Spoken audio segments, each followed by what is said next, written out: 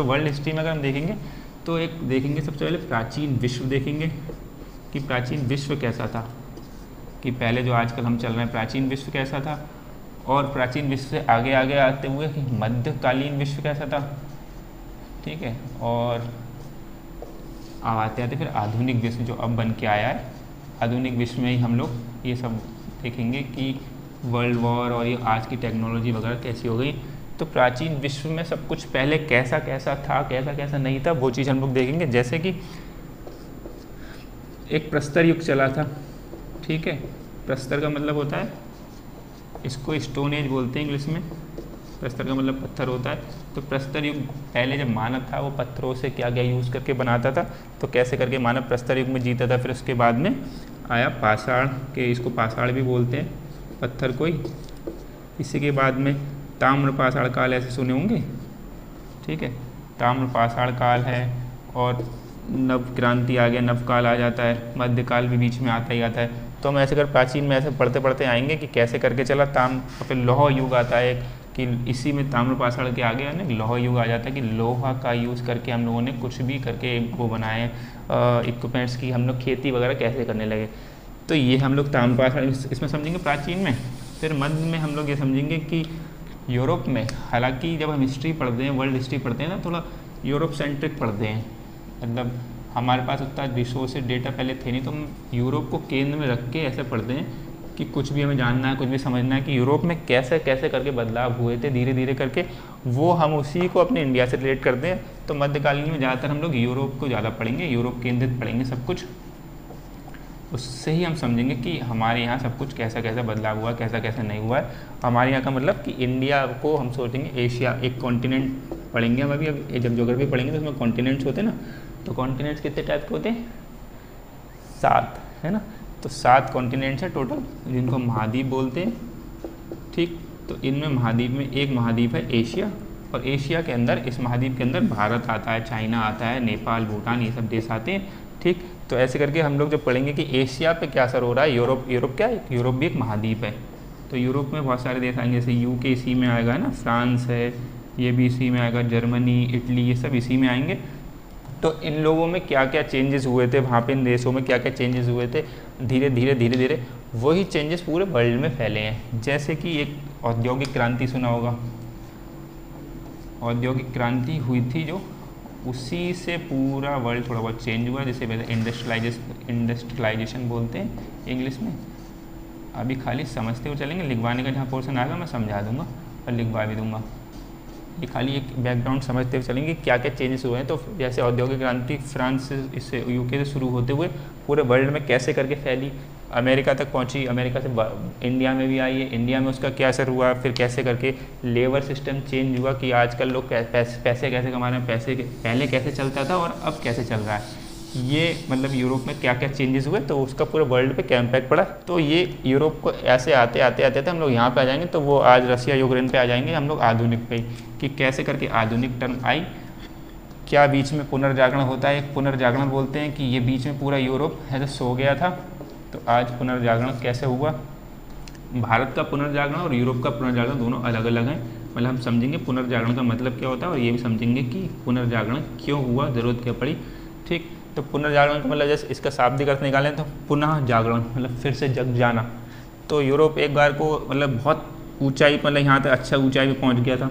फिर बीच में एक काल ऐसा आया, एक समय ऐसा आया थोड़ा सा, मतलब ये साल अच्छे गए साल, ये समय ऐसा आया कि इसमें कोई भी प्रोग्रेस नहीं हुई, ना साहित्य के लेवल पे, ना संगीत और कुछ, ना विज्ञान के लेवल पे कुछ ही। मतलब इस टाइम कोई बहुत ज़्यादा तरक्की नहीं है, तो बहुत शांत काल रहा, मतलब 2-3 साल ऐसे मान लो, बल्कि कुछ आगे भी साल और मान लो। तो ऐसे करके बहुत शांत रहा। उसके बाद फिर से यूरोप ने अपनी रीच ऊपर तक पकड़ी है। तो इसको बोलते हैं बीच में, ये इसे बोलते हैं अंधकार का युग, कि अंधकार का युग आ गया था बीच में, कि मतलब इसमें कुछ सूझ ही नहीं रहा था कि क्या हो रहा है, क्या नहीं करना है। यहाँ पे तरक्की निरंतर चल रही है, फिर बीच में इतने साल रुक गए, फिर एक संग प्रोग्रेस पकड़ी, तो इसे बोलते हैं पुनर्जागरण। अभी यहाँ से स्टार्ट होगा कि पुनः जागरण करिए। तो ऐसे इंडिया के बारे में कुछ बोलते हैं कि इंडिया भी बीच में प्रोग्रेस करता रहा था, पहले करता रहा था, बीच में रुक गए थे, अंधकार का युग इसमें भी आया। लेकिन यहाँ पे जो भारत के जो इतिहासकार हैं वो इस बात को खारिज करते हैं कि इंडिया में ऐसा कोई अंधकार युग आया नहीं था। सीधे हम लोग पुनर्जागरण नहीं बोलते हैं, उसको दूसरा शब्द बोलते हैं, जब हम आएंगे तब पढ़ेंगे। इंग्लिश में इसको रेनेसा बोलते हैं, इसकी स्पेलिंग थोड़ी सी टफ पड़ जाती है, तो पुनर्जागरण से याद कर लो, क्योंकि स्पेलिंग से गलत हो जाएगा तो फिर बाद में हम लोग को दिक्कत होगी। तो ये चीज़ थोड़ा सा समझें, कि कैसे करके चेंजेस हुए हैं, कैसे करके चेंजेस नहीं हुए हैं। तो अब थोड़ा थोड़ा हल्का हल्का नोट डाउन करते रहना कि वर्ल्ड हिस्ट्री में हम लोग मेन पहले समझेंगे प्राचीन विश्व को, कि प्राचीन विश्व में कैसे करके चेंजेस हुए हैं, और अब हम लोग यहाँ तक आए हैं तो हमें क्या क्या ज़रूरत पड़ी। जहाँ जहाँ मुझे बोलना होगा मैं लिखवा दूँगा, थोड़ा नोट डाउन। अब प्राचीन विश्व एक तरीके वर्ल्ड हिस्ट्री हो गया, उसमें आराम से एक हेडिंग डाल लो, समझ लो कि प्राचीन विश्व में क्या क्या उस टाइम में था, और इसको एंशिएंट बोलते हैं। अगर इंग्लिश में भी लिखना चाहो तो इंग्लिश में लिख लो, प्राचीन विश्व, एंशिएंट वर्ल्ड में क्या क्या चल रहा था। ठीक है, नोट डाउन अपने हिसाब से करते रहना, जैसा लगे बाद में वीडियो अगर मिलेगी। तो प्राचीन विश्व में क्या क्या चीज़ें थी, क्या क्या चीज़ें नहीं थी, वो हम लोग समझते चलेंगे। तो इसी में प्राचीन विश्व में सबसे पहले एक प्रस्तर युग, हालांकि बहुत और उससे पहले भी मतलब मानव रहता था जैसा रहता रहेगा, लेकिन प्रस्तर युग एक आया, स्टोन एज आया।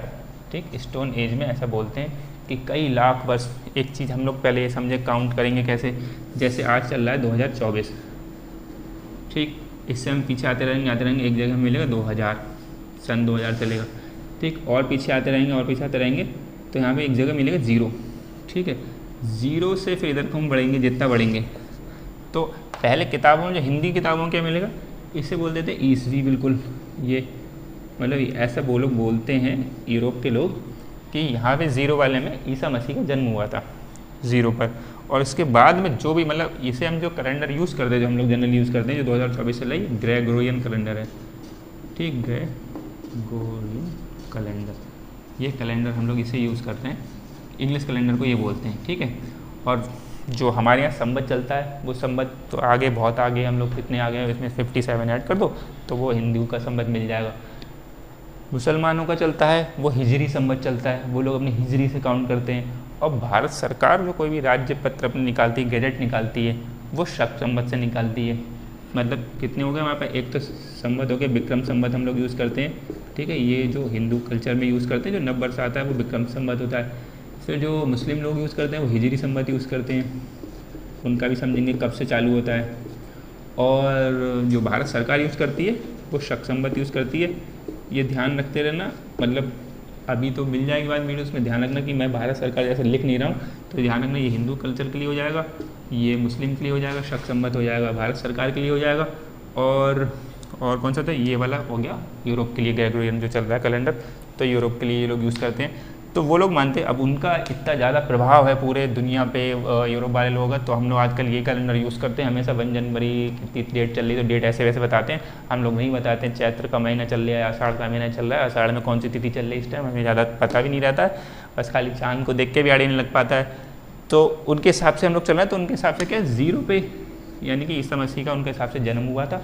तो 0 के बाद में जो अगली साल आई यानी कि 1 साल 365 दिन हुए, तो यानी कि वो हुआ, इसका मतलब 1 साल, फिर 2 साल, 3 साल, यानी कि 2024 पीछे चले जाएं, 2024 साल पीछे, तब ईसा मसीह का उनके हिसाब से जन्म हुआ था, क्योंकि यूरोप के हिसाब से। हालांकि कुछ लोग ऐसे बोलते हैं कि बिल्कुल 0 पे, एग्जैक्ट 0 पे नहीं हुआ था, क्योंकि जो कल्चरल अडॉप्शन की बात है कि 25 दिसंबर ये लोग बोलते हैं ना क्रिसमस डे मनाते हैं, तो 25 दिसंबर का मतलब क्या हो गया, ये लोग बोलते हैं कि ईसा मसीह का जन्मदिन है, ऐसे तो बताते हैं उस टाइम कि 25 दिसंबर को क्रिसमस डे को ईसा, तो अगर 25 दिसंबर को ईसा मसीह का जन्म है तो 0 पे कैसे हम इसको स्टार्टिंग करेंगे, तो इससे 0 से पहले 25 दिसंबर आना चाहिए। तो इसमें थोड़ा सा मतभेद है कि आगे इनका जन्म क्या, लेकिन मोटा मोटा यही मानते हैं कि 0 पे उनका जन्म हुआ, तो 0 से उनका ईस्वी चला। इसके बाद में जितना लगाएंगे, आज इसको हिंदी में क्या लिखेंगे, 2024 ईस्वी ऐसे लिखेंगे, फिर ऐसे शॉर्ट में लिख देते हैं। ठीक है, 2024। इससे पहले जो भी आएंगे वो सब क्या लिखेंगे, ईसा पूर्व, ये लिखेंगे हम लोग। इससे पहले इधर जो भी आते रहेंगे डेट में, और इसमें उल्टा चलते हैं, उधर से सीधे चलेंगे, मतलब 0 1 2 3, इसमें 0 1 उल्टा उल्टा आएंगे कि हम कहेंगे, अगर बात करेंगे कि यहाँ की बात करेंगे तो ये 100, और यहाँ की बात करेंगे तो 200 नहीं, यहाँ 50 लिखेंगे। तो ये बड़ा कौन होगा इसमें से, जैसे इसमें 1 और 50 में से बड़ा ये है 50, और 50 100 में से बड़ा कौन होगा, 100 बड़ा होगा। यानी कि ये ज़्यादा समय यहाँ तक, 100 तक ज़्यादा समय, 50 तक थोड़ा कम समय, इसके हिसाब से। लेकिन जब इसके हिसाब से देखेंगे तो 100 और ज़्यादा बड़ा हो जाएगा।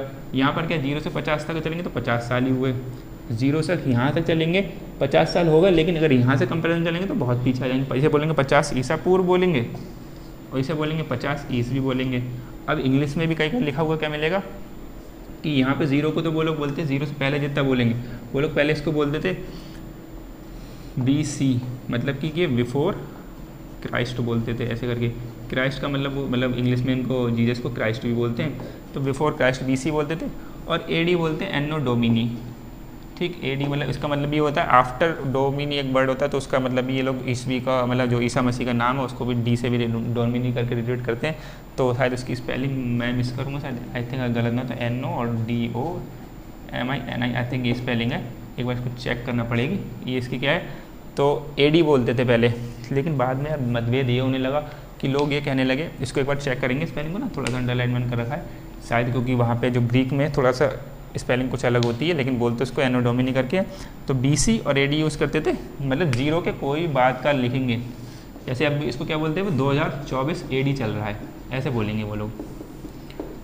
लेकिन अब यूरोप का इतना ज़्यादा भाव हो गया था, अब हम लोग चलने लगे ग्रेगोरियन कैलेंडर को इतना ज़्यादा यूज़ करने लगे, तो थोड़ा सा ये एक विवाद उठा कि हम किसी एक धर्म के हिसाब से कैलेंडर को कैसे माने, कि मतलब आपने ईसा मसीह यानी क्रिश्चियन धर्म के हिसाब से कैलेंडर चला रहा है, तो AD का मतलब हम वही D से भी मतलब क्रिश्चियन का नाम हुआ, उनका ईसा मसीह का नाम, C से तो क्राइस्ट है ही, ईसा मसीह का नाम है, तो हम आपके एक ईसाई धर्म के नाम से कैलेंडर क्यों माने। तो उन्होंने थोड़ा चेंज क्या कर दिया कि ये चेंज हो गया, तो अब इंग्लिश में क्या लिखा मिला करेगा BCE, मतलब इस वाले को उन्होंने बोल दिया, जीरो के बाद को बोल दिया कॉमन ईरा, यानी कि C का मतलब क्या हुआ कॉमन, एरा भी बोलते हैं कुछ लोग, ईरा भी बोलते हैं, तो ये हो गया। और CE का मतलब क्या हो गया, B का मतलब बिफोर कॉमन ईरा, ठीक है, ये BCE मतलब अब जीरो से पहले जितना हो गया तो बिफोर कॉमन एरा, यानी कि कॉमन एरा ये चला, यानी कि उनके हिसाब से ईरा कब स्टार्ट हुआ या एरा कब स्टार्ट हुआ कि जब ईसा मसीह का जन्म हुआ तब से ईरा स्टार्ट हुआ। तो अब जितना चल रहा है वो सब कॉमन एरा चल रहा है, उससे पहले का जितना चल रहा है वो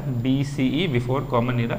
लेकिन हिंदी में अभी भी लोग ईसा पूर्व लिख के काम चला लेते हैं, लेकिन वो इतना सटीक सही है नहीं कि ईसा पूर्व नाम से वो हट गया है, लेकिन हिंदी में भी ईसा पूर्व लिखा जाता है। अगर हिंदी में ऐसा लिख सकें तो ऐसा लिखेंगे 50 BCE, ठीक, बिफोर कॉमन एरा ऐसे करके लिखें। ये इसको इस वाले को 50 को डिनोट करना है, तो क्या लिखेंगे 50 CE ऐसे करके। लेकिन CE और इसकी आदत अभी हिंदी भाषियों को पड़ी नहीं, लेकिन ज़्यादा सही यही है, क्योंकि अब इस पर विवाद होके ये बात सही होगी। लेकिन लिखते हिंदी में कैसे लिखा चलेंगे, इसको लिखा चलेंगे कि 50 BCE में पहला, तो 50 ईसा पूर्व ऐसे अभी भी लिखा हुआ मिलेगा किताबों में, और 50 ईसवी ये अभी को मिलेगा, इस वाले को प्रेजेंट वाले को जीरो के बाद का चल रहा है। लेकिन ज़्यादा सही ये वाला है BCE, और CE वाला कई किताबों में अपडेशन हो गया है, लेकिन कुछ किताबों में अभी तक अपडेशन नहीं हुआ है, तो वो लोग ईसा पूर्व यही यूज कर रहे हैं, और बनना सही क्या है BCE। तो मतलब काउंट करना ये समझे, तो BCE और ये AD वगैरह इसको समझते हुए चलना, क्योंकि कई जगह लिखा हुआ मिलेगा ना, तो हमें आगे पढ़ना ही पड़ेगा, हिस्ट्री में वही बार बार लिखा हुआ मिलेगा, तो हमें समझने भी आना चाहिए, और कोई पूछेगा तो भी हमें पता होना चाहिए। और कई बार क्वेश्चंस में भी हमें हेल्प मिल जाती है, बुद्ध के जन्म को रिलेटेड करते हुए ऐसे करके हमें हेल्प मिल जाती है कि उसमें कोई AD लिख के आ गया या BCE लिख के आ गया, और हमें आदत पड़ी अभी तक ईसा पूर्व की समझने की, तो हम नहीं समझ पा रहे हैं कि ईसा पूर्व AD क्या है, BCE, और उसमें लिखा होगा बुद्ध का जन्म, इस हिसाब से BCE लिख दिया, तो BCE क्या हम रिलेट करते जाएंगे, BCE का मतलब क्या हुआ क्या नहीं हुआ। तो यानी कि अब प्रस्तर युग में समझो, प्रस्तर युग में दो चीज़ें क्या है, लाखों वर्ष पूर्व, ये हमें अभी तक इतना आइडिया नहीं मिला है, क्योंकि साइंटिस्ट इस पे चल रहे हैं। लाखों वर्ष पूर्व ये समझना, मैं समझाता हूँ क्या है, से लेकर मतलब प्रस्तर युग कब से चला, लगभग 10,000 वर्ष पूर्व। अब ये लाखों वर्ष ईसा पूर्व यहाँ लिख ले रहे हैं, तो ज़्यादा अच्छे समझ आएगा, ईसा पूर्व, ठीक, हम लोग भी ईसा पूर्व यूज़ करेंगे क्योंकि हमें ज़्यादा अच्छे से याद हो जाए। लाखों वर्ष ईसा पूर्व से लेके ये, यानी कि प्रस्तर युग कब चला है, लाखों वर्ष ईसा पूर्व से लेके 10,000 पूर्व। मतलब इसको क्या समझेंगे, अगर जीरो यहाँ पर है बीच में, बिल्कुल ये 2024 उधर हुआ, इधर जीरो है, तो इससे यहाँ पर चलेंगे 10,000 तक तो चलेंगे, ठीक है, और 10,000 से पीछे और चलेंगे, मतलब 1 लाख होगा, 2-3 लाख, यानी कितने होंगे वो होंगे। यानी कि अगर मान लो ये कुछ लाखों वर्ष पूर्व है, जो लाखों वर्ष हमें कितना नहीं पता होता, तो 5 लाख हो, 6 लाख हो, 7 लाख हो, इससे लेके यहाँ से लेके और यहाँ तक का जो टाइम है, यानी 10,000 तक पहुँचे हम जाकर चलते, तो ये हो गया प्रस्तर युग का टाइम, ठीक है। आया कुछ समझ में कि ज़ीरो से, अगर ये 2024 यहाँ चल रहा है, अभी चल रहा है प्रेजेंट में, उससे पीछे आएंगे हम ज़ीरो तक आएंगे, ज़ीरो से 1, 2, 3, 4 10,000 तक आएंगे, तो 10,000 वाला जो ये है, 10,000 से और पीछे जाएंगे, ये कुछ लाख आ गया, 1 लाख आ गया, 1 लाख ईसवी पूर्व तक हम पहुंच गए, और फिर लाखों में 2-5 लाख ही, हमें कोई आइडिया नहीं है कि कब तक युग मानव में कब तक रह रहे हैं, क्योंकि ऐसा आइडिया मिला नहीं, बहुत ज़्यादा सटीकता जानकारी नहीं है, तो लाखों में लिखते हैं। और ये सब में लगभग ही ऐसे करके चलता है कि 10,000 का मतलब, जैसे एशिया में बताते हैं 6,000 के आसपास तक प्रस्तर युग चला, अफ्रीका महाद्वीप के आसपास कुछ लोग बोलते 8,000 तक चला। तो ये लगभग है कि कहीं पे वेरी करेगा, कहीं पे 8,000 तक चलेगा, कहीं पे 6,000 तक भी चलेगा, ये वेरी करेगा अपने हिसाब से। 6,000 पहले मिलेगा, उसके बाद 8,000 मिलेगा, तो इसलिए लगभग लिख दिया। इसका मतलब है कि प्रस्तर युग अपने अपने महाद्वीपों के हिसाब से जहाँ जहाँ के लोग जैसे सोच सकते थे, जैसा काम कर सकते थे, उन्होंने वैसे चला। तो ये मैं बता रहा हूँ कि प्रस्तर युग कहाँ से कहाँ तक है। नंबर लाइन पे एक तरह की समझो कि नंबर लाइन जो हमारी होती है उस पर समझोगे कि यहाँ से लेके यहाँ तक, इसके बीच में अभी और युग आएंगे। तो लाखों वर्ष ईसा पूर्व से लेके 10,000 ईसा पूर्व तक अभी तक मानव क्या कर रहा था, मानव सिर्फ इधर से उधर भटक ही रहा था, ठीक है। तो वो खाना के लिए मतलब इधर से इधर घूमंतु टाइप में था। तो इसका ये पीरियड समझ में आया। दूसरा पीरियड जो चलेगा लाखों, तब इसको गायब कर दूँ, नोट करना। दूसरा चलेगा वो चलेगा कि 10,000 ईसा पूर्व से लेके, अगर हम लोग देखेंगे कि ये दूसरा वाला जो पीरियड आएगा, प्रस्तर युग का मतलब क्या हो गया, स्टोन एज, और लिख दो ना स्टोन एज। इसी को पाषाण भी बोलते हैं। तो पाषाण लेखा मिल जाए तो वो भी समझ लेना कि वही होता है। पाषाण का मतलब भी पत्थर होता है और प्रस्तर का मतलब भी पत्थर होता है। तो अब इसके बाद क्या आ जाएगा, नव पाषाण आएगा। हालांकि मध्य पाषाण भी एक युग है, ठीक है, मध्य पाषाण भी काल है, लेकिन जब हम इंडियन की हिस्ट्री पढ़ेंगे तो ज़्यादा अच्छे से इसको पढ़ेंगे, क्योंकि इसमें बहुत ज़्यादा चेंजेस अभी हुए नहीं थे। तो हम लोग डायरेक्टली अगर पढ़ लें नव पाषाण, क्योंकि हमें समझना क्या, मोटा मोटा वर्ल्ड हिस्ट्री समझना, क्योंकि अगर बहुत ज़्यादा डीप में जाएंगे तो इसकी मध्य पाषाण की भी हिस्ट्री है, लेकिन हमें इतना सारा कुछ पढ़ना नहीं है। हमें काम चलाओ अपना पढ़ना है कि जो अभी वर्ल्ड हिस्ट्री में प्राचीन विश्व से हम लोग आधुनिक विश्व तक पहुँच जाएँ जल्दी जल्दी, और जो मोटा मोटा सब कुछ समझने लायक है वो हमें समझ में आया, और बहुत ज़्यादा डीप हम जाए नहीं। तो आधुनिक विश्व तक हम कैसे पहुँचे, क्या क्या चेंजेस, बड़े बड़े चेंजेस हुए जो हमें आने चाहिए, जो हमें समझ में आने चाहिए। तो नव पाषाण इसके बाद आएगा, ठीक। अब नव पाषाण की बात करेंगे तो वही है कि 10,000 से लेके अब हम वहाँ तक आ गए थे ना, लाखों वर्ष से लेके 10,000 तक आ गए थे। अब हम 10,000 से जाएंगे, 10,000 से और तक जाएंगे, 6,000 8,000 ऐसे करके पहुँचेंगे। तो वो अलग अलग चेंजेस हैं। तो इसका लिख लोगे कि 10,000 ईसा पूर्व से, आई थिंक 10,000 अगर बहुत सटीक बताएं तो 10,000 ईसा पूर्व से हमें मिलेगा 6,000 तक, और 8,000 ऐसे दो लिख लो। 10,000 ईसा पूर्व से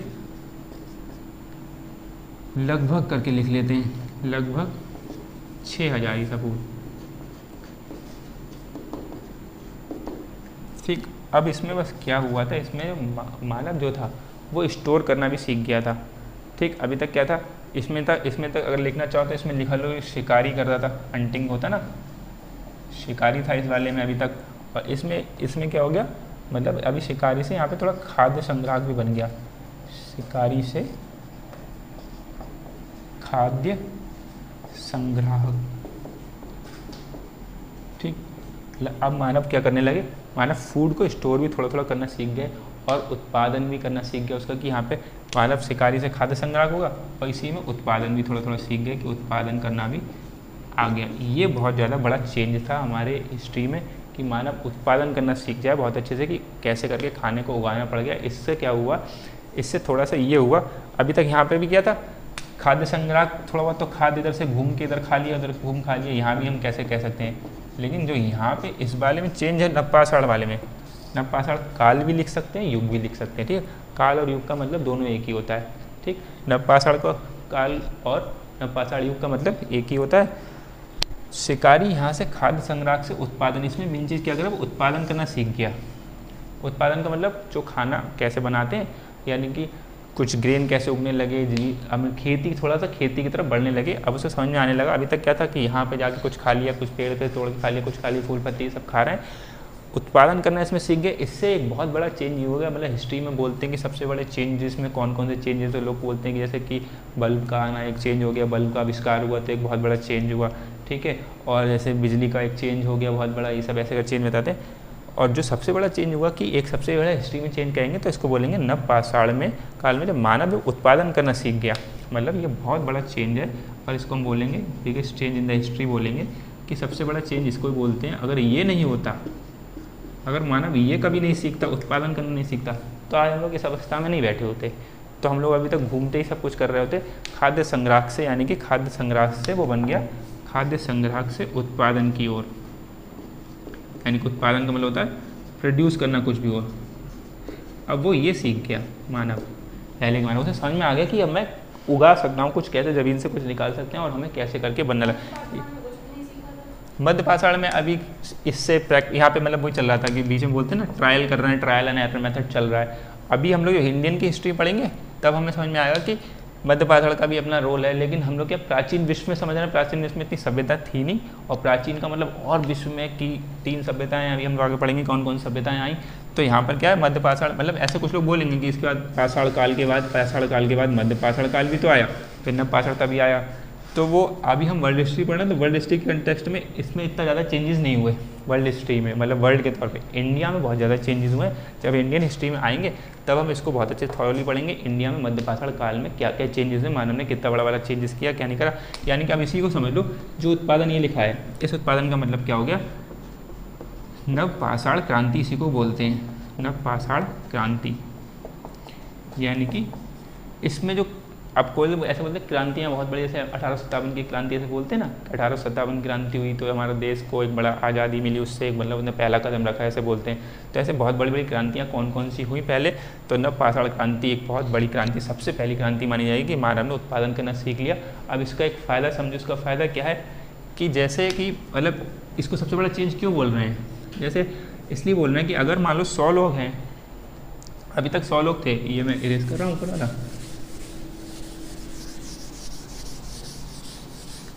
इससे फ़ायदा क्या हुआ कि हमें अब आजकल क्यों हम लोग इस अवस्था में पहुँच गए, वरना अभी तक हम लोग घूमते घूमते ऐसे खाते रह रहे।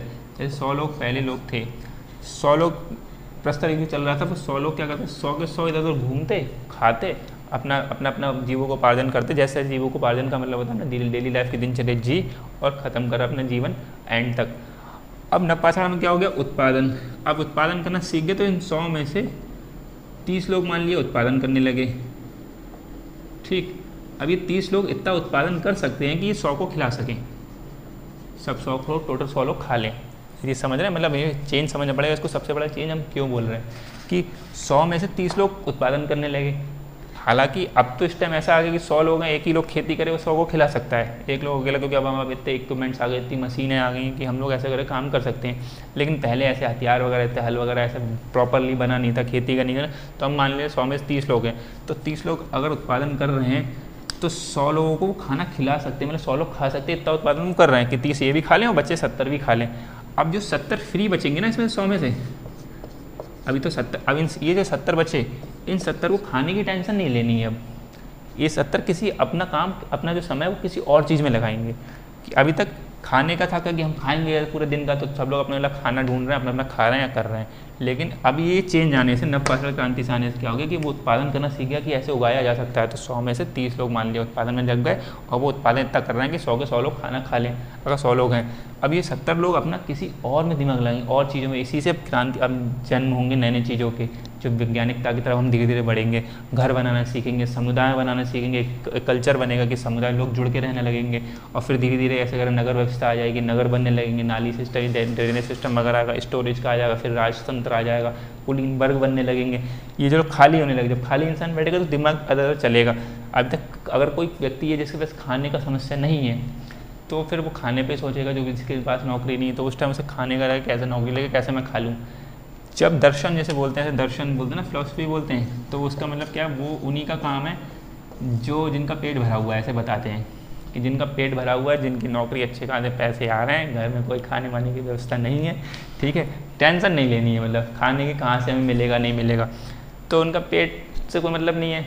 जैसे अगर मैं अपनी बताऊँ तो मेरा क्या काम है कि मुझे घर खाने की उतनी टेंशन नहीं लेनी, घर वाले खाना दे रहे हैं, तो मैं दर्शन की तरफ भी अप्रोच कर सकता था, बढ़ सकता है। लेकिन अगर मान लो मेरे को ज़्यादा जिम्मेदारियाँ आ जाएँ तो मुझे नौकरी ढूंढनी पड़ेगी, उससे पहले खाने की सोचनी पड़ेगी, खाना वैसे कैसे चलाना है।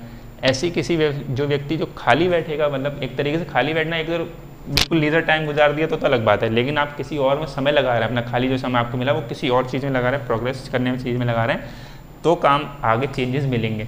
तो इन 70 लोगों ने वही कहा कि आगे कोई और चेंजेस ढूंढने के लिए तरफ लगाया कि अब हम ऐसे खाली नहीं बैठना। तो धीरे धीरे क्या बना, मतलब ये 100 लोग मिलके एक साथ जैसे रहने लगे। अब इन लोगों ने कहा कि ठीक है, तो हम दोनों, तुम्हारा काम करो, हम तुम्हारा काम करें, हम तुम्हारी रक्षा करा करेंगे थोड़ी बहुत, कि तुम्हें खाना, तुम्हारे बाहर से कुछ लेके आना होगा, बाहर से कोई जानवर आएगा तो उसकी रक्षा हम करेंगे, हम बलिष्ठ हो रहे हैं थोड़ा, तुम हमें उत्पादन करके दो। तो ऐसे मिल बांट के रहने लगे। तो 100 लोग ये रहने लगे, 100 लोग अलग रहने लगे, 100 लोग यहाँ रहने लगे मिलके ऐसे करके, और 100 लोग यहाँ रहने लगे मिलके, ये सब लोग मिलके रहने लगे। फिर आपस में कनेक्शन बना, तो फिर ऐसी बार्टर सिस्टम आ गया वस्तु प्रेरण प्रणाली की, भैया आप उगा लो, जैसे मान लो उस टाइम तो आलू वगैरह नहीं चल रहे थे, लेकिन अभी हम बताने चल रहे हैं कि आप आलू उगा लो, आप दालें उगा लो, ठीक है, तो आप दाल हमें दे देना थोड़ी, हम आपको आलू दे देंगे। पहले ऐसे चलता था, इसे बार्टर सिस्टम बोलते थे। मतलब ये भी ऐसे ही आएगा धीरे धीरे, मतलब अभी इसे बार्टर सिस्टम इंग्लिश में बोलते थे। पैसे आजकल चल रहे हैं, पैसों से पहले कौन सा चलता था? बार्टर सिस्टम, वस्तु विनिमय प्रणाली से बोलते हैं, वस्तु विनिमय प्रणाली, ठीक है, बार्टर सिस्टम। ये क्वेश्चन पूछते भी हैं कई एग्जाम्स में कि मुद्रा सिस्टम जो चल रहा है उससे पहले कौन सा सिस्टम चलता था? Barter system. अभी तो पैसे से लेन देन चल रहा है, उससे पहले कहता है पैसे, पहले बार्टर सिस्टम। इसका मतलब सिंपली ये हो गया कि कोई किसी के पास कुछ चीज़ है, जैसे इनके पास आलू, इनके पास दाल है, तो इन्हें थोड़ी दालें दे दी, उन्हें उससे आलू दे दिया। वो निश्चित कर लिया कि भी एक आलू पे एक मुट्ठी हम डाल देंगे, ठीक है, और आलू कितना बड़ा होना चाहिए वो साइज़ वगैरह देखेंगे। या फिर इनके पास कपड़े हैं, इनके पास कुछ और सामान है, तो उन्होंने कपड़े दे दिए, कुछ और सामान दे दिया, ऐसे करके पहले चलता था। तो वो ऐसे ही बनेगा कि ये 100 लोग, ये 100 लोग, ये 100 लोग, ये 100 लोग हैं, तो ये 100 लोग कुछ और उत्पादन कर रहे हैं, ये कुछ और उत्पादन कर रहे हैं, तो इनको दे दिया, इनको दे दिया, तो ऐसे मिलके ये लोग एक पूरी एंटिटी बन जाएंगे, तभी समुदाय बन जाएंगे पूरे। ऐसे ही अलग एक समुदाय होगा 100 का, है ना, तो वो एक पूरा समुदाय होगा, फिर मिलते मिलते पूरा नगर बन जाएगा। ये कब हुआ? कि जब हम उत्पादन करना सीख गए, उत्पादन करना सीखे, 70 लोग ऐसे फ्री हुए, कुछ जो फ्री हुए उनके दिमाग में ऐसा है कि आप लोग मिलके, हम लोग मिलके रहने लेंगे, आगे इतना मिलके रहने का पूरा नगर बनने लगा। फिर ऐसे देश की व्यवस्था जाएगी, भैया एक हमारा इतनी बड़ा देश हमारा हो गया। फिर आगे हम धीरे धीरे पढ़ते रहेंगे, जब मध्यकालीन विश्व में आएंगे तो देश की व्यवस्था कैसे बनी। एक वेस्टफैलिया की ट्रीटी हुई थी, वेस्टफैलिया संधि, तब जाके हमें समझ में आया था कि ये सीमा वगैरह बन रही हैं। तो वो 30 वर्षीय युद्ध हुआ था, अभी हम वो भी पहुँचेंगे वहाँ तक, तब जाके देश की सीमा, देश की भावना बनी। इसी से सभ्यता बनेगी, जैसे समुदाय बना फिर सभ्यता बनेगी, संस्कृति बनेगी। ये चीज़ समझ में आएगी। सबसे बड़ा चेंज कौन है? अगर कोई क्वेश्चन ऐसे पूछते भी हैं, कई बार कुछ इंटरव्यूज़ में मैंने ऐसे सुना भी, देखा भी है कि ऐसा पूछ लेते हैं कि भाई आप हिस्ट्री में आपको सबसे बड़े चेंजेस कौन से लग रहे हैं, कौन से आपके हिसाब से हैं? तो कुछ लोग ऐसे बोलते भी कि मतलब एडिसन ने जो बल्ब का आविष्कार किया वो एक बहुत बड़ा चेंज है। सही बात है कि बल्ब का आविष्कार किया तो मतलब तब जाके रोशनी ये सब लोग स्टोर कर रहे हैं, ये बिजली बनना, फिर हम लोग धीरे धीरे मतलब भाप के इंजनों से इलेक्ट्रिक इंजन का आना, ये सब अपनी जगह बहुत अच्छी क्रांतियाँ हैं, बहुत अच्छी चीज़ है। लेकिन सबसे बड़ी क्रांति जो सबसे बड़ी, इतिहास की जब बात कर रहे हैं, इतिहास में हम फ्री हैं बताने कुछ भी, तो सबसे पहली क्रांति ही हुई, सबसे बड़ी क्रांति। अगर ये नहीं होती तो मानव आज तक अपना अपना काम अपने टडोल रहा होता, खाने के देख रहा होता। तो सबसे बड़ी क्रांति ये भी नवपाषाण क्रांति। इसी के बाद में मतलब इसी में नवपाषाण क्रांति में धातु युग स्टार्ट हो जाएगा, कि अगर ये नोट कर लिया होगा ना तो धातु युग। अब मतलब नवपाषाण क्रांति मतलब उत्पादन करना सीखा ना, उत्पादन करने में धातु युग एक चलेगा। धातु का मतलब मेटल एज, कि धातु की क्या बात होने लगी। तो इसी के आगे जैसे तुम पहले हेडिंग वो डाली थी हम लोगों ने, प्रस्तर युग, फिर ये हो गया नवपाषाण पे आ गए हम लोग। अब हम आएंगे थोड़ा धातु युग की सब हेडिंग बढ़ेगी इसकी। धातु युग मतलब मेटल एज अगर बात करें, मतलब अब थोड़ा थोड़ा मेटल को भी हम लोग एक्सट्रैक्ट करके निकाल के उससे यूज़ करने लगे। अब यहाँ पर हमारे पास क्या था कि तांबे का हम लोग यूज़ करते थे पहले, ठीक है, तांबे का यूज़ करते थे कि इसमें ताम्र युग बोलते हैं इसे, ताम्र, ठीक। अभी हम पाषाण वाले में चल रहे हैं, नवपाषाण के अंदर ही चल रहा है ये, मतलब जो नवपाषाण की हेडिंग है उसके अंदर एक सब हेडिंग है कि अभी हम जो उत्पादन कर रहे हैं, उत्पादन में हम लोग कैसे कैसे करके यूज़ कर रहे थे। अभी तक तो पत्थर का यूज़ कर रहे थे, ठीक है, उसी में धातु युग आ गया। पहले पत्थर का हल्का सा क्या करें, पहले पत्थर एक पत्थर ऐसे, पहले पत्थर बहुत रफ होते थे ऐसे करके, ठीक है, हल्के यहाँ पे कहीं पे किनारी वो लग जाती थी, वो भी उनसे भी उनके हाथ वगैरह छिल जाते थे। तो उनको थोड़ा थोड़ा समझ में कैसे आया, मतलब ये उत्पादन कैसे करने लगे, पत्थर से पत्थर किसी को इसको चोट पहुँचाई दूसरे पत्थर से, तो कहीं ना कहीं से हल्का बहुत चिकना हुआ, कुछ स्लिपी हुआ, तो कुछ ऐसे शेप बनी उसकी। अगर देखेंगे ना हिस्ट्री वाली किताब पढ़ेंगे ना एनसीईआरटी की, तो उसमें ऐसे करके पत्थर की बहुत सारी इमेजेस पड़ी, कुछ ऐसे नुकीले पत्थर बना, कोई ऐसे नुकीले शार्प है, कोई ऐसे करके राउंड शेप में बना हुआ है, अलग अलग तरीके से पत्थर टूट के उनको मिले। तो इससे क्या हुआ, ज़मीन खोदना थोड़ी आसान हो गई इन चीज़ों से। पहले जब ऐसे पत्थर वाले इससे ज़मीन नहीं खोद पाते थे, जब पत्थर से पत्थर टकरा के अलग से पत्थर की कुछ शेप ऐसी मिली, वो सब कुछ एक बाई चांस हो रहा था उनसे, वो कुछ जानबूझ के नहीं कर रहे थे कि हम ऐसे तोड़ के बनाएंगे, ऐसी शेप ले आएंगे, उससे जानबूझ के मतलब बाई चांस हो रहा था, एक्सीडेंटली सब कुछ हो रहा था। तब उन्हें समझ में आ रहा कि अभी तक मैं ऐसे कर रहा था और अचानक से ही कभी कोई अपने आप बीज बन गया होगा, कुछ बन गया होगा, उन्हें थोड़ा सा दिमाग लगाना चाहा, कॉग्निटिव अपनी मतलब बौद्धिक क्षमता लगा, हाँ हाँ गिर गया होगा कुछ भी, भाई सब कुछ एक्सीडेंटली होता था। फायर का आविष्कार, जो आग का आविष्कार हुआ वो भी सब एक्सीडेंटली हुआ था कि पत्थर से पत्थर मार रहे थे, तोड़ रहे थे, ऐसे बना रहे थे कि हमें ऐसी शेप चाहिए, अचानक चिंगारी ऐसी लग गई, सूखे पत्ते आसपास पड़े होंगे, कुछ पड़ा होगा जिससे धुआं निकल के आग लग गई होगी, तो उसमें कुछ पहले डरा भी होगा मानव, ऐसी मूवीज़ भी बनी है, दिखाया गया है, पहले डरा होगा, उसके बाद में उसे समझ में आने होगा इसका तो मैं यूज़ कर सकता हूँ, उससे जानवर भाग रहे हैं, मुझे रोशनी दिख रही, रात में दिख सकता है, सब कुछ एक्सीडेंटली हुआ। लेकिन मानव को समझना है कि जैसे इसे ही तो बोलते हैं कि हमें कुछ ऐसे प्रकृति कुछ हमें हिंट दे रही है और हमें समझना है कि वो क्या हो रहा है, तो वो कॉग्निटिव लगाएगा, अपना मानव दिमाग लगाएगा कि हमें इसका क्या यूज़ करना है आगे चल के। तो ताम्र भी हमें धरती से तांबा भी मिलने लगा, ताम्र का मतलब तांबा होता है, ठीक, कॉपर। तो अभी तक हमारे लोहा भी प्राप्त था, हमें लोहा भी मिल रहा था कि मतलब हम लोग धातु युग में सबसे पहले ताम्र को क्यों पढ़ रहे हैं, ठीक है, ऐसा हो सकता है कुछ लोग कहें कि भाई हम लोहा का क्यों नहीं यूज़ किया। दरअसल क्या था, लोहा भी मिल रहा था हमें, तांबा मिल रहा था, लोहा का गलनांक होता है, एक मेल्टिंग पॉइंट होता है, वो अभी तक मानव को प्राप्त नहीं हुआ था। मतलब मानव जो था इसका गलनांक, लोहा का गलनांक प्राप्त नहीं हुआ था, मेल्टिंग पॉइंट वो 4000 के ऊपर डिग्री सेंटीग्रेड से होता है। तो इतनी आग उन्हें नहीं बना मिल रही थी कि लोहे को हम गला पाएँ और किसी शेप में डाल पाएँ कि, और तांबा थोड़ा सा उसके लोहे के कंपैरिजन में थोड़ा पतला होता है, उसको ढालना आसानी होता है। अगर तांबा हमारे पास रखा होगा तो उसको हम किसी शेप में भी वैसे भी चेंज कर सकते हैं। तो तांबे को शेप में लाना थोड़ा आसान था कंपैरेटिवली लोहा के, इसलिए पहले हमें तांबा, आगे फिर हमने जब लोहा का गलनांक प्राप्त कर लिया तो लोहे के इक्विपमेंट्स यूज़ करें। मतलब तांबे के से बढ़िया है लोहे के इक्विपमेंट्स, लेकिन तब तक हमें लोहे का गलनांक प्राप्त नहीं था। यानी कि लोहा, अगर कोई पूछे कि लोहा क्यों नहीं यूज़ करा, मतलब लोहा क्यों नहीं यूज़ करा, मतलब पहले हमने, तो यही चीज़ आ जाएगी, गलनांक प्राप्त नहीं था हमें तब। ये सब मेल्टिंग पॉइंट बोलते हैं कि कोई धातु कितनी डिग्री सेंटीग्रेड पर जाकर पिघल जाएगी, तो गलनांक प्राप्त नहीं था, ठीक, ये चीज़ समझते हुए चलना।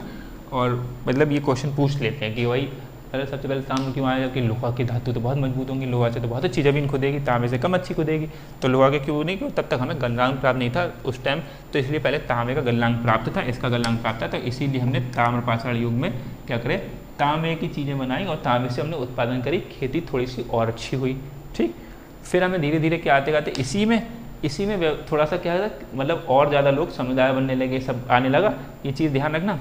और इसी के बाद तांबे के बाद कौन सा आया, कांस्य युग, यानी कि ये लोहे की बात तो मैंने ऐसे बता दी कि कोई पूछने लेंगे, लोहा तो हमें तब भी प्राप्त था, तो हमने लोहा को क्यों नहीं यूज़ करा। अब इसी के धातु युग में दूसरा युग कौन सा स्टार्ट हो जाएगा, कांस्य युग, ठीक। ये तांबे युग हो गया था, तांबे का युग हो गया, ठीक, और ये कांस्य युग स्टार्ट हो जाएगा। इसके बाद कांस्य युग में मतलब क्या कि तांबे को और टीन को मिला लिया, तांबा प्लस टिन, ठीक, इनको मिला लिया तो वो कांस्य बन गया, यानी कि ठीक है, कॉपर को टिन में मिलाया तो क्या बन जाता है, मतलब ये कांस्य, यानी कि वो पीतल की धातु बन जाएगी। ऐसे करके इनको मिलाया तो हम ये भी सीख गए कि थोड़ा सा मेल्ट करा टिन को, मेल्ट करा तांबे को, दोनों को मेल्ट करा, एक मिक्सर बनाया और मिक्सर बन के जो सूख के वो आया वो कांस्य आया। तो ये तांबे के कंपैरिजन में और अच्छा हुआ, इससे ज़मीन और अच्छे से खुदेगी, पीतल की जो धातु होगी उससे और अच्छे से खुदेगी। फिर तब तक आते आते हमें गलनांक प्राप्त हो गया लोहे का भी, तो लौह युग स्टार्ट हो गया। अब आयरन एज जिसे बोलेंगे, तो लौह युग स्टार्ट हो गया। अब हमारे पास और अच्छे हथियार, यानी कि अब ध्यान रखना, पहला प्रस्तर युग था, दूसरा हमारा मध्यपाषाण के बाद नवपाषाण हमने स्टार्ट कर दिया डायरेक्टली। फिर ये हो गया क्या, कांस्य युग, मतलब जो इसमें हमने स्टार्ट करेंगे धातु युग में, तो धातु युग में 3 हमारे पास और आ जाएंगे। तो इसी में जो कांस्य युग में ही है, अब कांस्य युग में मतलब इसमें कृषि बहुत अच्छे से प्रोग्रेस करी, इसे कृषि की प्रगति बहुत अच्छे से हुई, ये ध्यान रखना। अब हमारे पास क्या हुआ, कृषि की मतलब अब लौह जब युग हो गया तो हमने बहुत अच्छे से खेती बहुत अच्छे से करने लगे, तो कृषि की प्रगति हुई और इसी में हमारे पास अधिशेष आने लगा। अधिशेष का मतलब क्या है वो भी मैं समझाता हूँ। अधिशेष को बोलते हैं इंग्लिश में सरप्लस, ठीक, सरप्लस मतलब अभी तक तो हम खेती उतनी कर पा रहे थे जितनी हमें अपनी ज़रूरत थी, कि हमें इतना खाना तो हम उतनी कर पा रहे थे। अब इसी में क्या अधिशेष आने लगा कि हमारे पास इतना खाना हम इतना प्रोड्यूस करने लगे कि हमारा सबका पेट अभी भर गया प्रेजेंट में। अब हम किसी को स्टोर भी कर लेंगे और या हम किसी को दूसरे समुदाय को बेच भी सकते हैं कि भैया आप ये ले लो हमसे, हमें उसके बदले में कोई दूसरी सेवा दो, चाहे हमारी रक्षा करो, चाहे हमारे लिए कुछ और अपने पास जो तुम्हारे पास सोना धातु और आ रही है वो हमें दो।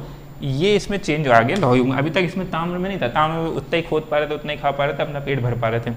कांस्य युग में भी बहुत ज़्यादा बदलाव नहीं आया, लेकिन हल्के से क्या थोड़ा सा आसान हो गया, खेती कृषि आसान हो गया। इस लौह युग में कृषि की ज़्यादा प्रगति हुई। इसी में जो अब क्रांति हुई क्या हुई लौह युग में। अभी हमने क्रांति कौन सी पढ़ी थी, सबसे पहली क्रांति नव पाषाण क्रांति, वो सबसे पहली क्रांति हुई, ठीक है क्रांति। और दूसरी क्रांति ये हो जाएगी, अगर हम क्रांति की बात करेंगे नगरीय क्रांति, ठीक है। हम क्रांति की बात करें तो पहली ये होगी, दूसरी अब इसी में लौह युग के बाद, इसी में लौह युग में चलेगा, कांस्य युग में और लौह युग में ये दोनों एक संग कंपेरेटिव दोनों साथ ही साथ थे, ठीक है। मतलब टिन का मतलब वही लोहा का हल्का का थोड़ा सा आकार, तांबे को टिन से यूज़ कर लिया, तो हमने इसको गलाया, इन दोनों को एक मिक्सर बनाया, तो हमें ये मिल गया। लेकिन अब गलाते गलाते हम इसको भी गलाना सीख गए कि इसको कैसे करेंगे भाई, और तपाएंगे। मतलब आग तो उनके पास पर्याप्त थी, क्योंकि आग को मतलब थोड़ा ना कि आग का कहीं टेम्परेचर बनाना था, उन्हें सीखना था। आग पर्याप्त थी, लेकिन उन्हें समझ में नहीं आया था कि इसे कितनी देर तक और गलाएं, मतलब देर तक आग पे रखे ये पिघल जाए। तो एक टाइम ऐसा आ गया कि इसको पिघलाते जाए, भूल गए उन्होंने, छोड़ दिया और कुछ भी, ये भी पिघल गया लोहा भी। तो उनको समझ में आ गया अगर थोड़ी देर और रुके हम लोग तो लोहे को मेल्ट करके उसको भी किसी शेप में डाल सकते हैं। तो ये दोनों संग में चल रहे थे, तो इसी में नगरीय क्रांति हुई। यानी कि दूसरी क्रांति कौन सी सबसे बड़ी क्रांति होगी, नगरीय क्रांति। नगरीय क्रांति का मतलब क्या हो गया कि अब नगर बनने लगे धीरे धीरे, जैसे हमने था ना 100 लोग मिल गए, सब लोग मिल गए, समुदाय बनने लगे। तो ये धीरे धीरे क्या बनने लगे, नगर बनने लगे। और इसी में विश्व में मतलब नगरीय क्रांति जब हुई तो इसी में क्या हुआ, विश्व में सभ्यताएं बनने लगी। कि नगरीय क्रांति समझ में आई ना कि हम लोग कैसे बढ़ रहे हैं। अभी मानव कहाँ से कहाँ स्टार्ट हुआ, पहले शिकारी था ना, इधर से उधर घूम रहा था, फिर धीरे धीरे खाद्य को स्टोर हल्का बस संग्राहक बना, अब उत्पादन करना सीख गया।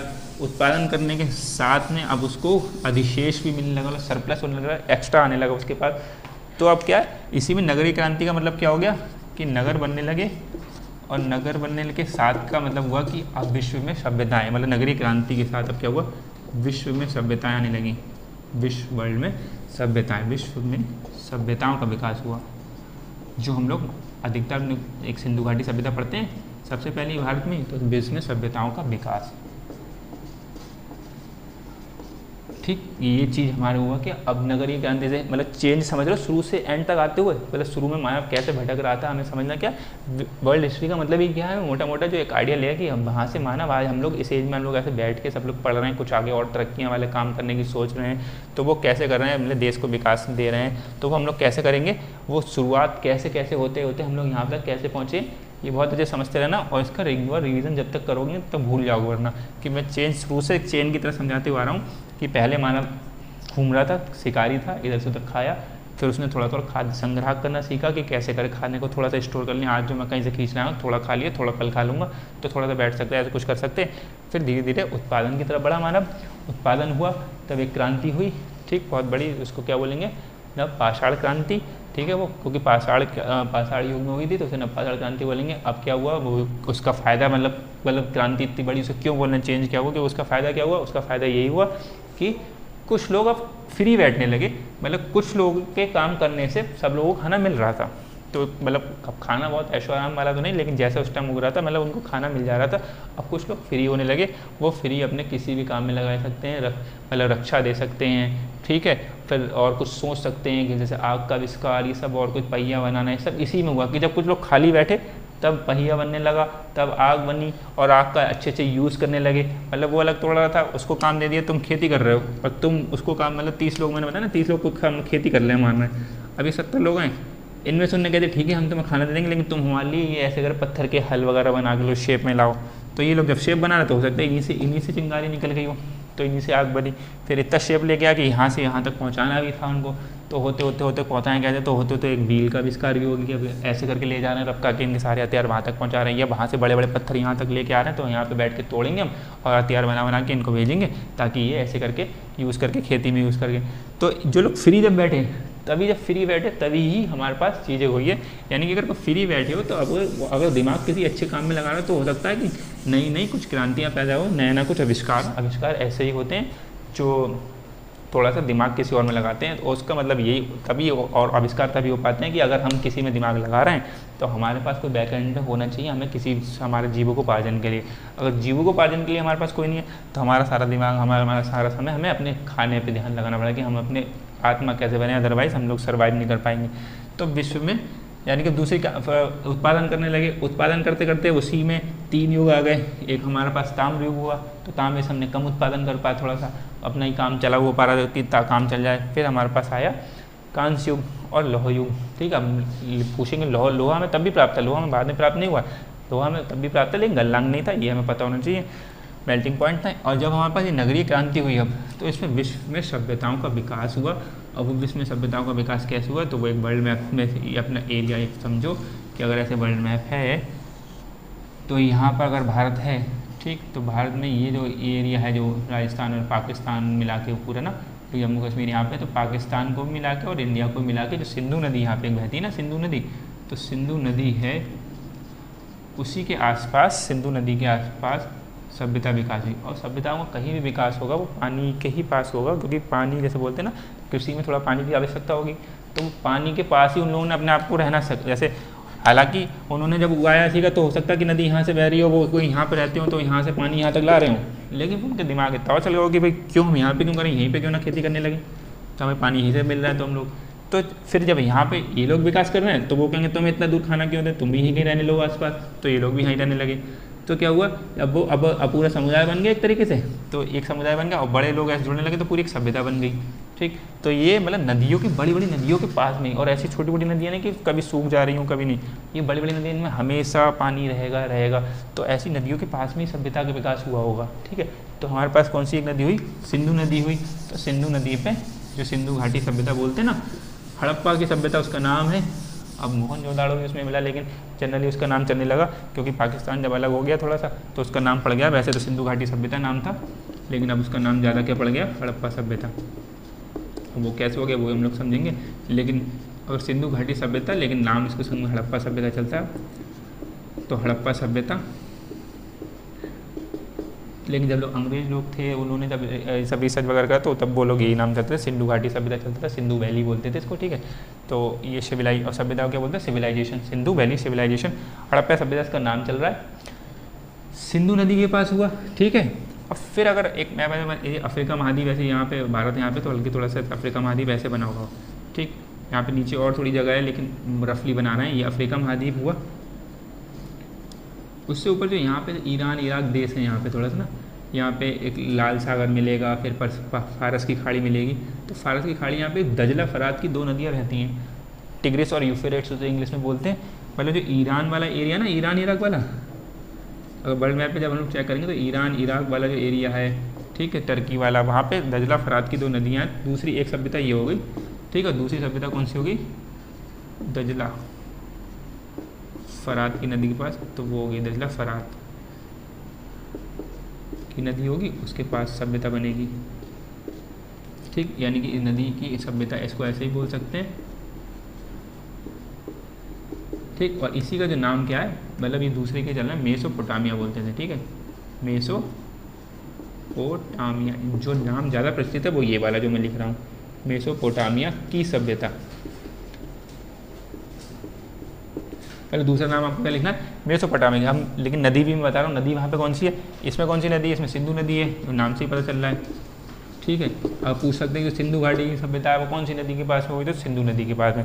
और दूसरा जो नाम क्या है उसका, मेसोपोटामिया की सभ्यता लिखना। लेकिन नदियाँ कौन सी है, दजला फरात की नदी। ठीक है, तो बोलते हैं टिग्रिस और यूफ्रेट्स नाम से बनी नदी है, दजला फरात की नदी। और तीसरी जो एक बहुत बड़ी सभ्यता है वो मिस्र की सभ्यता बोलते हैं। ठीक है, यहाँ पे इजिप्ट देश आएगा, यहाँ पे इजिप्ट, तो यहीं पे एक देश होगा मिस्र, इस हिंदी में मिस्र बोलते हैं उस देश को, और इंग्लिश में क्या बोलते हैं, इजिप्ट। ठीक है, ये इसकी स्पेलिंग होगी, कैपिटल भी हम लोग इन सब याद करेंगे। यानी कि सभ्यताओं का, विश्व में सभ्यताओं का विकास हुआ, उसके नीचे लिख लो नंबर 1 सिंधु घाटी की सभ्यता। ठीक, नंबर 2 मेसोपोटामिया की सभ्यता, नंबर 3 मिस्र की सभ्यता।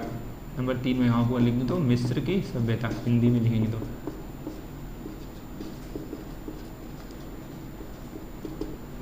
ठीक, मिस्र की सभ्यता में नदी कौन सी है, नील नदी। ठीक है, यानी कि नील नदी, ये ध्यान रखना, क्योंकि सभ्यताओं का विकास नदी के पास ही हुआ होगा। ये ध्यान रखना, कोई भी बढ़िया खेती कहीं पे हो रही है तो वो नदी के पास ही में हो रही होगी। ठीक, यानी दजला फरात की घाटी बोल लो या नदी बोलो, बात एक है, सिंधु नदी बोलो, सिंधु घाटी बोलो, नदियाँ घाटियाँ बनाते हुए चलेंगी, गॉर्ज बनाते हुए चलेंगी। नदियाँ गॉर्ज का मतलब ऐसे काटती हुई चलती हैं, वो हम लोग ज्योग्राफी में पढ़ेंगे। तो ये 3 चीज़ें मोटा मोटा समझे।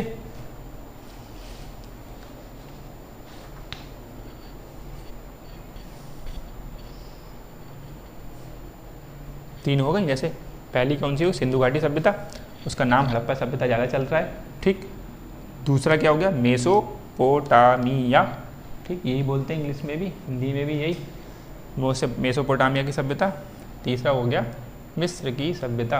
और नदियों के नाम भी इनके ध्यान रखना कि कौन कौन सी नदी, मतलब यहाँ पे नील नदी जाती है, ऐसे दुनिया की सबसे बड़ी लंबी नदी बोलते हैं ना, तो नील नदी ये ऊपर के लिए जाती है, तो नील नदी है, वो ध्यान रखना। ऐसे अगर क्वेश्चन आ जाते हैं मैचिंग के लिए कि मतलब यहाँ पे लिख दी सब, यहाँ पे लिख दिया सभ्यताओं का नाम, ठीक, और यहाँ लिख दिया नदी, ऐसे करके। तो ऑप्शन 1 पे डाला, यहाँ लिख दिया सिंधु घाटी सभ्यता, उसके सामने लिख दिया नील नदी, फिर दूसरा लिख दिया तीसरी नदी। तो मैचिंग कौन सा ऑप्शन करेक्ट है, 1 का A 1 का C, तो इसलिए हमें नदियाँ ध्यान होंगी तो हम मैच कर लेंगे, क्वेश्चन ऐसे आते हैं। तो यानी कि, और ये भी मैंने बता दिया कि नदियों के पास ही क्यों विकास होता है, ठीक है, बड़ी बड़ी सभ्यताओं के पास। अब दुनिया की सबसे प्राचीनतम 3 यानी कि ये तीनों सभ्यताएँ थी ना जो मैंने बताया वर्ल्ड मैप में, यानी कि संधि वाली ये वाली पहली हो गई, ठीक, दूसरी यहाँ पे हो गई और तीसरी यहाँ हो गई। और ये कुछ ऐसा पहला दूसरा ऐसा नहीं है कि सबसे पहले ये बनी उसके बाद ये बनी उसके बाद, ऐसा नहीं है, ये तीनों लगभग साथ में चल रही थी। मतलब यहाँ पे अगर लोग रह रहे थे, यहाँ पे लोग खाना बनाना सीख गए थे और यहाँ पे सब लोहा युग का सब कुछ सीख गए थे, लोहे से औजार बनाना सब कुछ सीख गए, वहाँ पे ये भी लगभग सब सीख गए थे, यहाँ भी सीख गए थे। और ये तीनों लगभग एक साथ ही चल रहे थे, लेकिन एक दूसरे से कनेक्शन नहीं था। अभी जानते नहीं थे कि भाई वहाँ भी कोई है, वहाँ भी कोई है। अभी तक तो मतलब ये जो यहाँ पे एक अमेरिका, इतना बड़ा अमेरिका कॉन्टिनेंट है, यहाँ पे नॉर्थ अमेरिका है, यहाँ पे साउथ अमेरिका है, इनको कोई जानता भी नहीं था, ठीक। ये तो अभी जब अंग्रेज लोग आएंगे, ब्रिटिशर्स लोग आएंगे, वो हमारे तक हमारे पास आना चाहेंगे, भारत में आना चाहेंगे, तब उनसे एक्सीडेंटली ये खोज हो जाती है अमेरिका की कि अमेरिका भी है कोई जगह, वही ऐसी कोई जगह है। तो मतलब इसको तब जब ये होगा तभी पूरा वर्ल्ड में चेंज आएगा। वो भी हम लोग चलेंगे, मध्य में पढ़ेंगे, तब हम लोग आगे जब दूर पहुँचेंगे तब समझेंगे।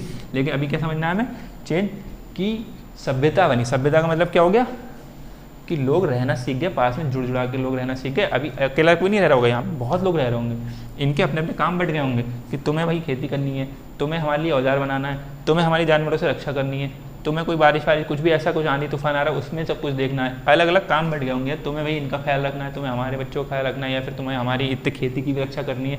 इनके सबके काम बढ़ गए होंगे, इनके भी काम बढ़ गए होंगे, इनके। ये तीनों सभ्यताएं साथ साथ में चल रही थी। विश्व की प्राचीनतम सभ्यता इन्हें बोली जाती है, ठीक है।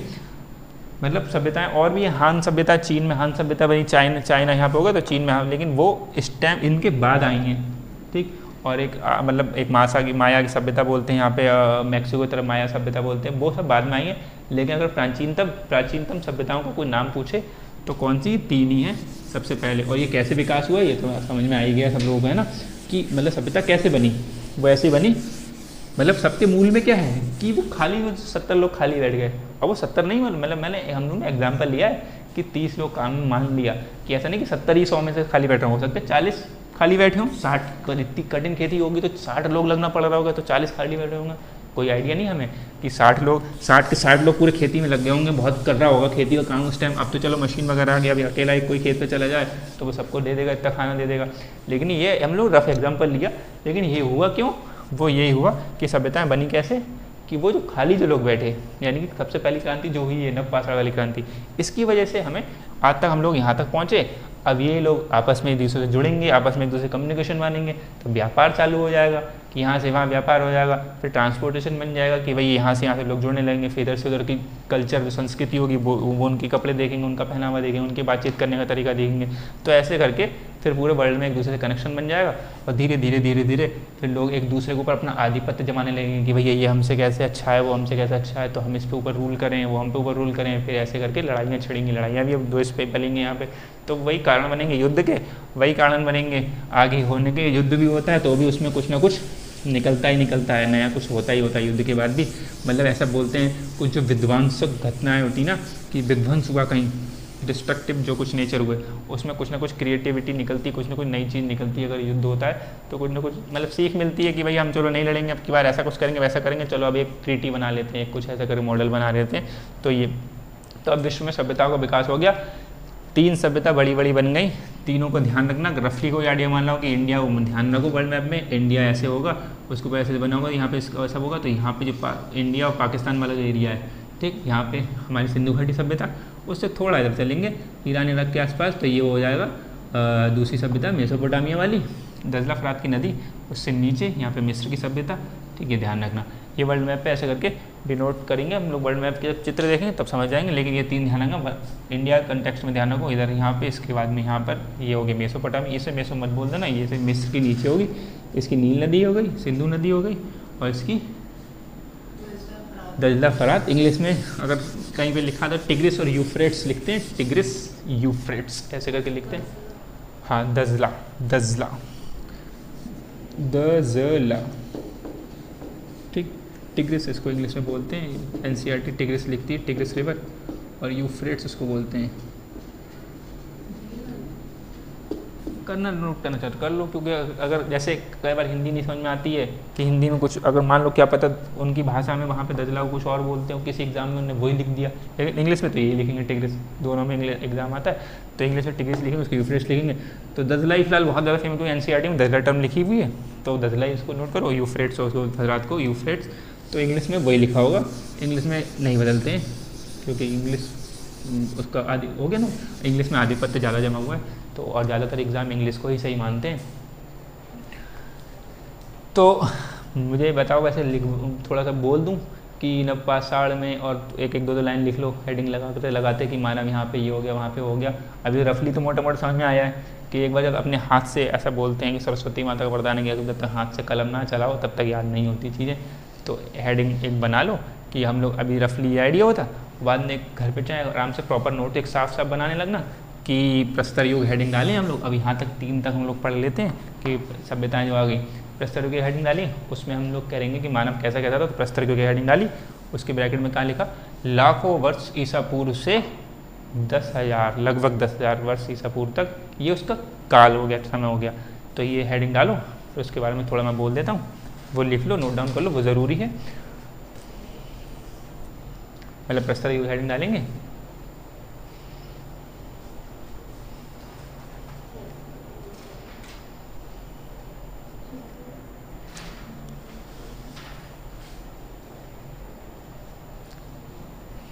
ठीक। अब इसमें अगर लिखो कि इस युग में मानव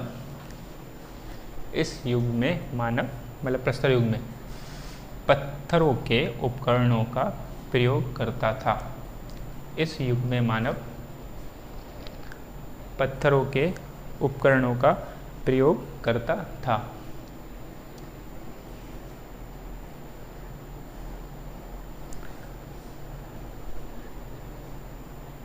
इस युग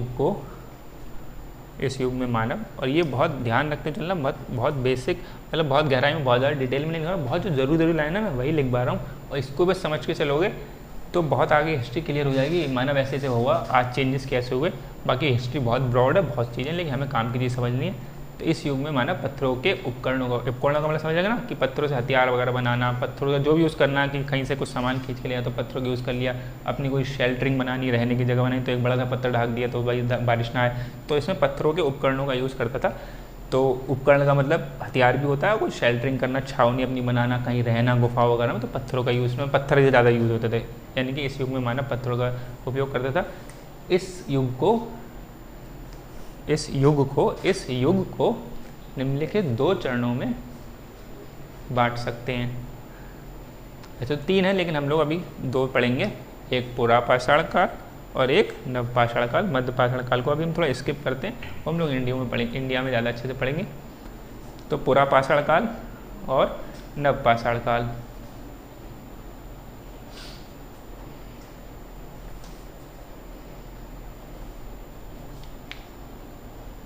ठीक है, अब हेडिंग डालो, मतलब इस 2 भागों में बांट सकते हैं। पुरापाषाण काल हो गया, अब उसी की एक सब हेडिंग डलेगी, मतलब प्रस्तर युग में एक सब हेडिंग डलेगी पुरापाषाण काल।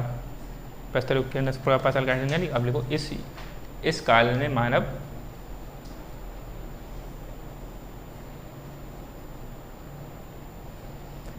में मानव मूलतः शिकारी, मूलतः ऐसे लिखेंगे, मूलतः, ठीक, विसर्ग लगाएंगे लास्ट में। इस काल में मानव मूलतः शिकारी और जंगली उत्पादों का संग्रह, मतलब अपने आप उत्पादन नहीं करता था, जंगल में कुछ अपने आप बन रहे हैं, पेड़ पौधे बन रहे हैं, फल बन रहे हैं, अपने आप बन रहे हैं ना, फल से बीज गिरा अपने आप जंगल में तो बन रहे हैं, तो जंगल में जो उत्पाद हो रहा है, जंगल में तो अपने आप पेड़ बनेंगे, अपने आप फल आएंगे, अपने आप गिरेंगे फल, उसका बीज उसमें फिर होगा। तो इस काल में मानव मूलतः शिकारी और जंगली उत्पादों, मतलब जंगल में उत्पाद हो रहे हैं, उत्पादों, हाँ, जंगल में जो उत्पाद हो रहे हैं, जंगल में जो बन रही हैं, ठीक है, तो जंगली उत्पादों पर या जंगली उत्पादों का लिखो, जंगली उत्पादों का संग्रह कर जीवन यापन करता था।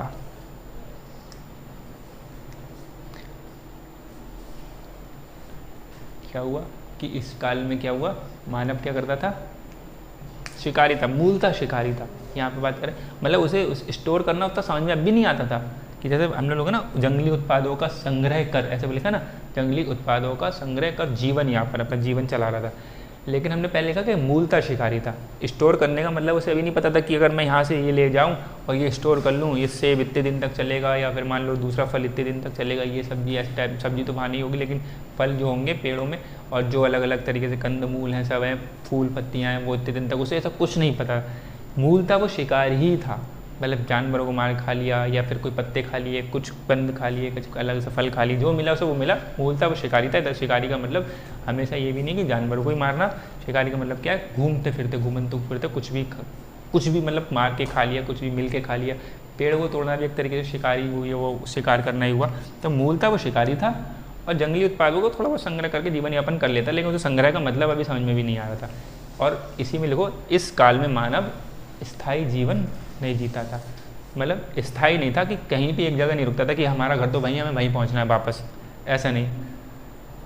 मतलब इस काल में मानव ने अभी तक स्थायी जीवन जीना नहीं सीखा था। इस काल में क्या लिखा मुझे बताओ? हाँ, इस काल में मानव स्थायी, हाँ अगर ऐसे लिखा है कि देखो जहाँ जिसने ये लिखा है इस काल में मानव स्थायी, तो लोग इस काल में मानव स्थायी जीवन नहीं जीता था। और जिसने अगर ये लिखा है कि इस काल में मानव अभी तक स्थायी जीवन जीना नहीं सीखा था, वो भी सही है और ये भी सही है। मतलब समझना, हमें समझना ज़्यादा है अभी, क्योंकि ये किसी में ज़्यादा पूछेंगे नहीं, लेकिन हमें समझना है। ये समझ में आया, इस काल में मानव स्थायी का मतलब क्या हो गया, परमानेंट की। अब शिकारी यहाँ पे शिकार करने गए, अब हमें वापस यहीं पहुँचना है, हर बार यहीं नहीं आएगा, वहीं पे सो जाएगा, कहीं और सो गया, कहीं और कर गया, उसे मतलब नहीं। हाँ, स्थायी का मतलब होता है परमानेंट नहीं है, टेम्परेरी कहीं भी उसे जहाँ अपना सेफ लग रहा होगा, यहाँ पे कोई जानवर का ऐसा खतरा वतरा नहीं है, मैं आज यहीं सो जाऊँगा, कल कोई और शिकार करेंगे। और उसे अपनी जगह भी नहीं पहचान में आती थी कि भैया ये मेरी जगह है, क्योंकि कभी बस ये कह सकता कि हाँ मैं यहाँ से गुजराऊंगा, अलग बात है, यहाँ पे इतना नहीं मिलेगा, यहाँ के पेड़ तो मैं तबाह कर चुका हूँ, ऐसा कुछ हो सकता है। लेकिन उसे अपना आधिपत्य जो हमें आज तक समझ आता है कि ये हमारा घर है, तो उसे अभी तक ऐसा कुछ नहीं पता था, मूलतः शिकारी था। तो ये हो गया पहला। दूसरी लड़ा लो। हालांकि इसके बाद मध्य पाषाण काल आएगा, है ना, लेकिन हम लोग इंडिया में पढ़ेंगे। ये कोई ऐसे पूछ बैठे कि इसमें मध्य पाषाण क्यों नहीं लिखा, क्योंकि इसमें तो कोई डेवलपमेंट हुआ नहीं, प्राचीन विश्व के तौर पर कोई डेवलपमेंट नहीं हुआ। अलग अलग देशों को पढ़ेंगे तो उनके देशों में अलग अलग हिसाब से मध्य पाषाण काल में बहुत डेवलपमेंट्स हुई हैं, वो हम लोग इंडिया में अच्छे से पढ़ेंगे, क्योंकि हमें इंडिया से ही मतलब है और विश्व के देशों से बहुत ज़्यादा उतना मतलब नहीं है। विश्व में जिससे मतलब है वो हम लोग लिख रहे हैं। अब लिखेंगे डायरेक्टली क्या, नव पाषाण काल।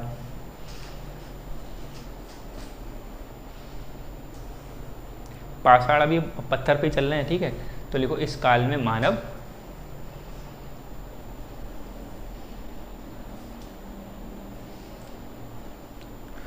अगर इंग्लिश में भी लिखना चाहो तो लिख लो कि प्रस्तर पाषाण, पूरा पाषाण को क्या लिखेंगे, पैलियोलिथिक, ठीक है। ये लिख लो इंग्लिश में, ऊपर ब्रैकेट में लिख लो पैलियोलिथिक एज, ठीक है। इंग्लिश में अगर लिखना चाहो, ये पूरा पाषाण की है, ठीक है। और नियोलिथिक एज, क्योंकि इंग्लिश भी हमें थोड़ा थोड़ा याद रहनी चाहिए संग में, ये ज़रूर ध्यान रखना। लेकिन इतना अभी इसका ज़्यादा ज़रूरी नहीं था, तो लेकिन अभी मुझे ध्यान आ गया तो मैं लिखवा दे रहा हूँ। पैलियोलिथिक किसे बोलेंगे, पूरा पाषाण को, पूरा पाषाण, ठीक। और इसको क्या, नियोलिथिक का मतलब नवपाषाण, ये भी ध्यान रखो, ठीक। तो इस काल में मानव पत्थर के बेहतर किस्म के, यानी कि पत्थर के, अगर नहीं लिख पाए तो लिख लेना बाद में, लिख लिया, इसको लिख लो इंग्लिश में, अगर लिख लिया ठीक है तो मैं इरेज कर दूँ।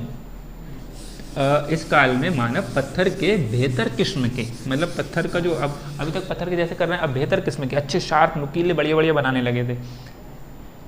इस अब जो नवपाषाण काल में लिखो, इस काल में मानव पत्थर के बेहतर किस्म के उपकरणों को बनाना सीख गया था। इस काल में मानव पत्थर के बेहतर किस्म के उपकरणों को बनाना सीख गया था।